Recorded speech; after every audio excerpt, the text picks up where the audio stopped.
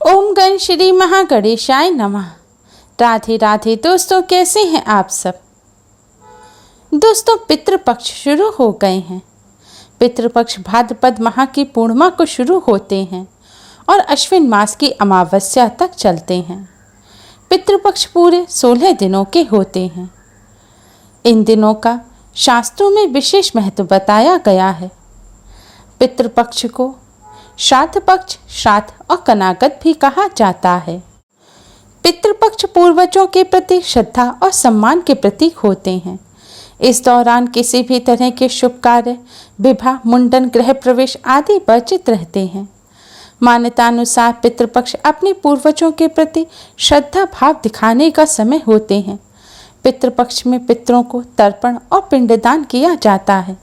माना जाता है कि श्राद्ध पक्ष में पितृलोक से किसी न किसी रूप में अपने स्वजनों से मिलने के लिए धरती पर आते हैं और स्वजनों द्वारा दिए गए भोजन व भाव को ग्रहण करते हैं।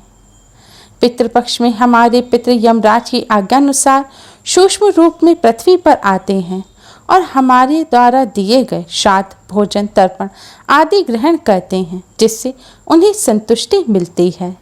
माना जाता है जिनके पितृ उनसे प्रसन्न नहीं होते उन्हें पितृदोष का श्राप लगता है। पितृदोष जिस व्यक्ति की जन्म कुंडली में होता है उसे जीवन भर संघर्ष करना पड़ता है।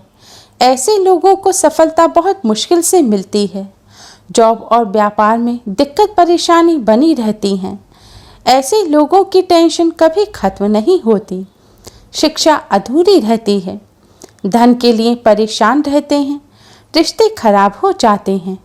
शरीर में कोई गंभीर रोग लग जाता है। वाणी खराब हो जाती है। बुरी संगत के कारण ऐसे लोगों को गंभीर परिणाम भुगतने पड़ते हैं। व्यक्ति के मन में नकारात्मक विचार आते हैं। व्यक्ति की ऊर्जा गलत कार्यों में व्यर्थ होती है। पितृपक्ष पितरों को प्रसन्न करने के सबसे खास दिन होते हैं।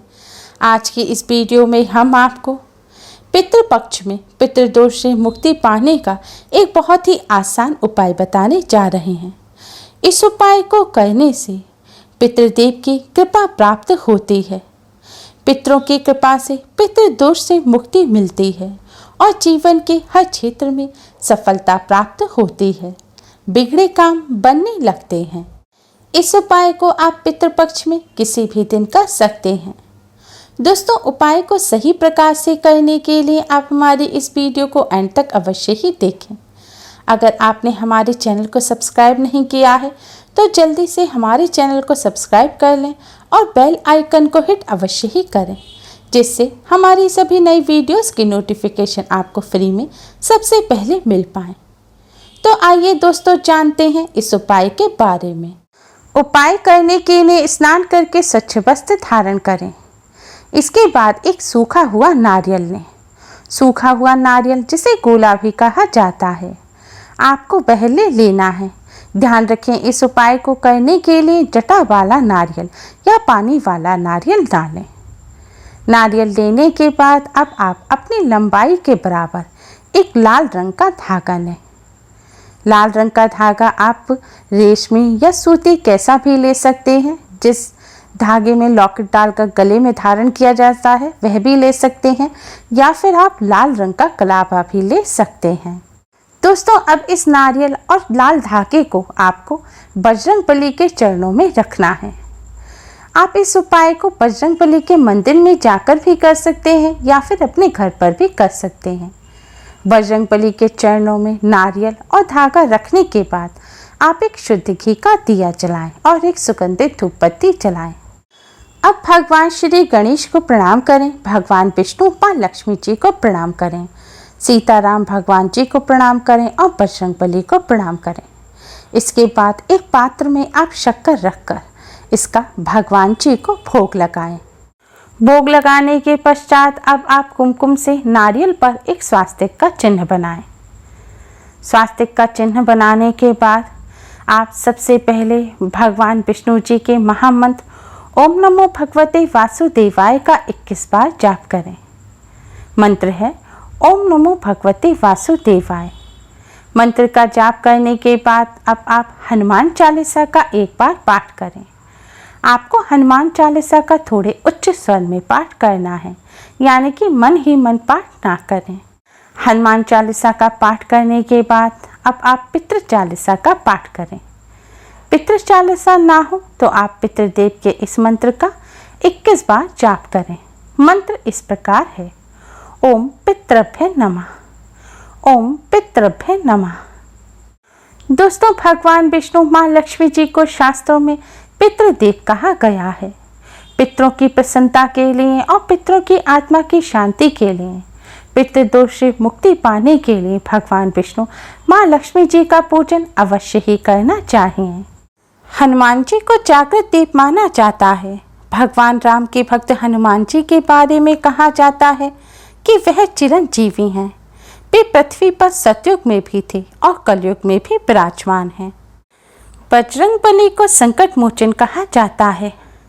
बजरंगबली अपने भक्तों के सभी संकटों को दूर करते हैं। माना जाता है कि बजरंगबली की कृपा से सभी कष्टों, संकटों और दोषों से मुक्ति मिलती है। पितृदोष से मुक्ति पाने के लिए बजरंगबली का भी विशेष रूप से पूजन किया जाता है।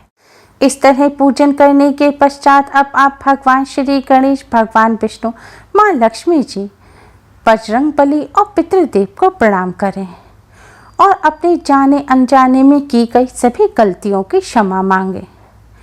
पितृदोष से मुक्ति की प्रार्थना करें। पितरों की प्रसन्नता, आत्मा की शांति और मुक्ति की प्रार्थना करें। प्रार्थना करने के पश्चात आपने बजरंगबली के चरणों में जो नारियल रखा है, अब आप उस नारियल को उठाएं और चाकू से उस नारियल का ऊपर का हिस्सा काट दें। महिलाएं नारियल को स्वयं ना काटें। आप अपने घर में ही किसी पुरुष या बच्चे से नारियल को कटवा लें। अगर घर में ऐसे किसी से ना कटवा सकें तो आप जब नारियल खरीद कर लेकर आएँ तो दुकानदार से ही नारियल को कटवा कर लेकर आएँ, फिर उसे पूजन में रखें।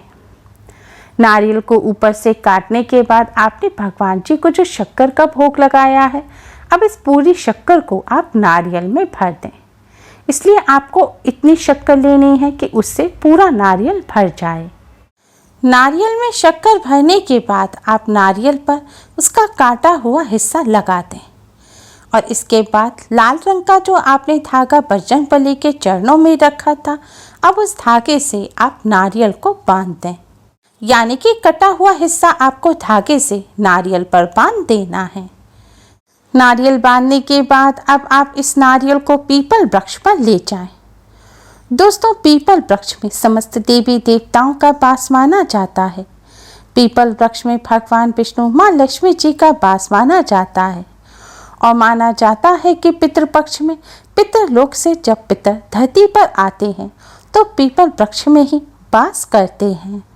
इसलिए इस नारियल को आपको पीपल वृक्ष पर ले जाना है।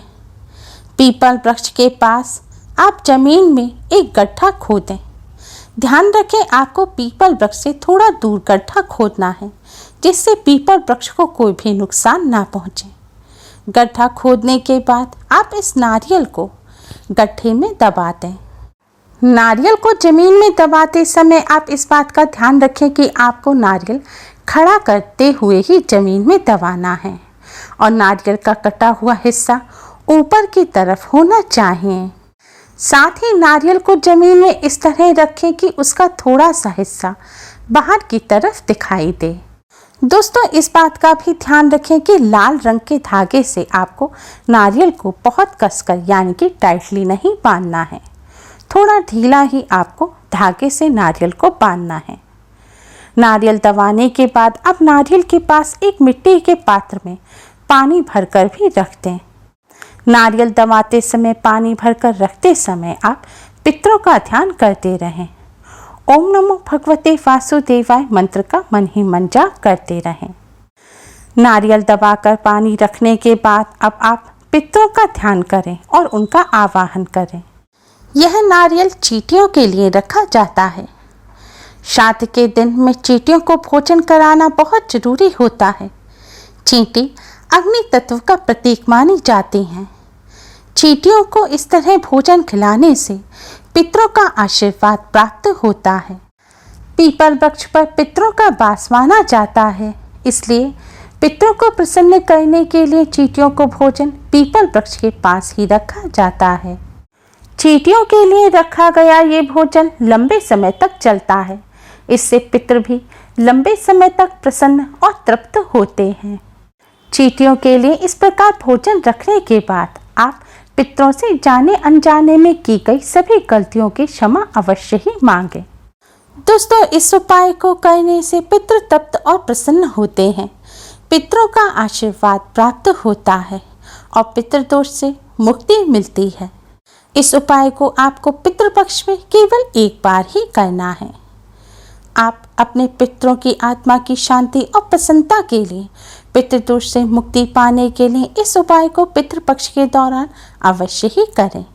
उम्मीद है आपको हमारी ये वीडियो पसंद आई होगी। प्लीज़ लाइक करें। हमारे इस वीडियो को अपने फ्रेंड्स और रिश्तेदारों में ज़्यादा से ज़्यादा शेयर करें, जिससे वह भी इसका लाभ उठा सकें। हमारी और भी वीडियोस के लिए हमारे चैनल को सब्सक्राइब करना ना भूलें। Thanks for watching. Radhe Radhe.